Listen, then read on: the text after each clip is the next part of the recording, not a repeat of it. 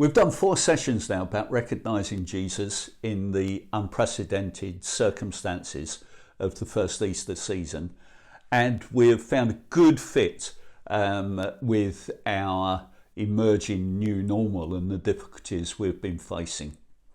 I want to go back to talk about what happened to Thomas, because he was missing from the lockdown gathering on Easter evening following the experiences of the 72 hours before the death and resurrection of Jesus. Don't ask why he was missing. He probably wouldn't have wanted to take anybody's advice, and he may have thought it was safer to shelter on his own. Thomas seems to have been a law unto himself, a sort of Eeyore character, and assertive with it. I don't know whether in the run-up to the visit to Jerusalem he was struggling, but he'd got a couple of mentions in John's story over the previous week or two for being a bit outspoken. When Jesus dropped hints about what was going to happen to him in Jerusalem, it was Thomas who said, "Let us also go, that we may die with him." Now, I don't know whether that was sarcasm or whether it was passive aggression coming through, or whether he was showing a particular kind of Eeyore courage.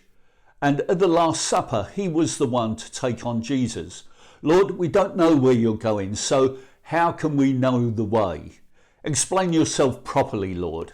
Thomas was his own person, and he made sure that he was not intimidated even by Jesus. Just like Eeyore, he could see the dark cloud to every silver lining.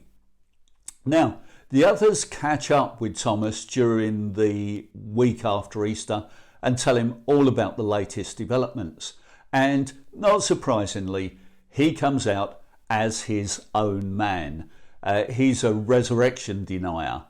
He rejects their evidence until I see the scars of the nails, until I poke my finger into his hand and put my hand in his side, I will not believe. He was a bit of a party pooper. And actually, I think he was a bit arrogant too. Thomas thought he'd got higher standards than the rest of his gullible friends. Whether it was his personality, the fact that he had not been with the group and felt sore that he'd missed out on the amazing experience that they'd shared, or the sheer difficulty of getting his head round the fact that having had things initially turn out as badly as he had prepared himself for, there was now a complete reversal, and he had to find a place to hope again. It's probably a mix of all three. Anyway, eventually, a week later, the disciples are still under lockdown, and they experience a repeat of the week before, except that this time Thomas is with them. Jesus comes into a locked room, just like the previous Sunday, and stands among them, just like the previous Sunday. Jesus says, "Peace be with you," just like the previous Sunday. And standing among them, his reality felt by everybody there, he focuses on Thomas and holds out his hands. "Poke your finger in my wounds. Stop doubting and believe." In the event, Thomas didn't need to touch. Looking was more than enough for him to commit completely to Jesus. "My Lord and my God," he says. The last thing in that little picture, last scene, that Jesus says to Thomas, the punchline of the piece, is, "Because you have seen me, you have believed. Blessed are those who have not seen and yet have believed." Now, there's a lot going on here. First of all, believing is so much more than ticking a box that a man who was dead came back to life. Tick, agree. Here, believing is a complete commitment to Jesus as Lord. Second, we know that working out exactly what blessed means is not easy. Let's stay with somewhere around well done and good for you. There's a special prize for those who haven't seen and yet have believed, and we need to understand that. Thirdly, this thing of seeing works on a couple of levels. Now, thinking about this, Luke tells us that when Jesus joins the inner circle in the locked room, they see a ghost. Mary meets Jesus and sees a gardener. The Cleopasses meet a traveller and need several nudges to flick the switch and see. It's clear for them that seeing was not believing. Now, this idea of a special prize for believing without seeing was not a totally new thought by Easter time. The same day that Thomas looks on the bright side of life and says, "Let's die with him," just before Jesus brings Lazarus back to life, he says to Martha, "Did I not tell you that if you believe, you will see the glory of God?" Did I not tell you that if you believe, you will see the glory of God? So here's the thing. Seeing then believing works, though only for people who are open-hearted. If you're not open, you can see as many miracles as you like and still not believe. But believing leads to seeing as well.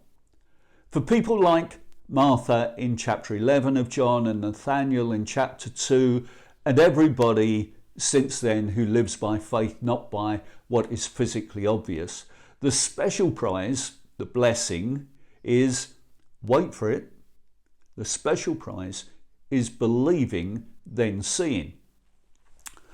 As we believe in a my Lord and my God way, we see more, both by our outer eye and our inner sight. As we see more, we believe more. John has a big thing about spiritual seeing. It's the reveal. Seeing is the reveal, God pulling the curtain back. For him, it includes other kinds of spiritual awareness as well. Feeling, knowing and hearing.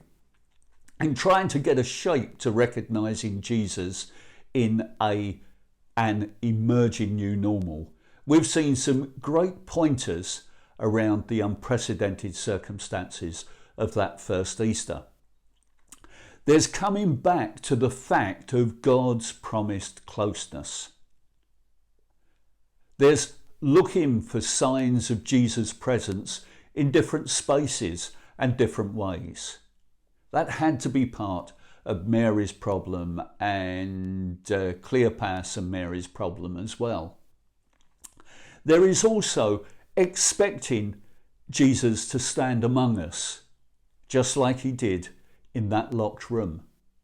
Not only when we're sitting in the same room, because we can't at the moment, but when we're digitally together. We've said that getting there takes time. It did for Jesus' inner circle, and if you're slow on the uptake like some of us and most of them, it will take time in our situation. And when you do begin to recognise Jesus, there are going to be others that need help to name the closeness and support that they feel. People who do not know who the Spirit is and have never had chance to name him.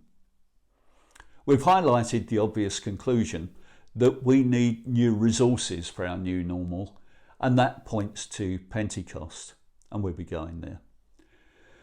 There's a lot going on here, but it looks like that for us it's going to be a while before we go back to our old familiar ways of meeting together and praying together. Of course, we're desperate to see the end to so much grief and loss.